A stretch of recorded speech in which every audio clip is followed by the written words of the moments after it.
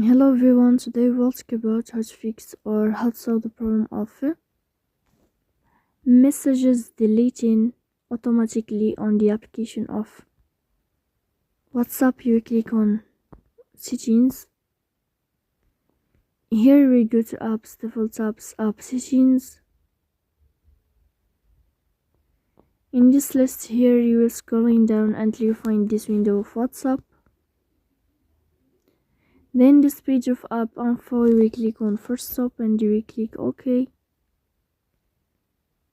Then we'll enter to the window of storage. As you see, when we click on storage, you will find this page here. As you see, and we click on clear cache. In the end, you can turn off your phone and you can restart your phone again.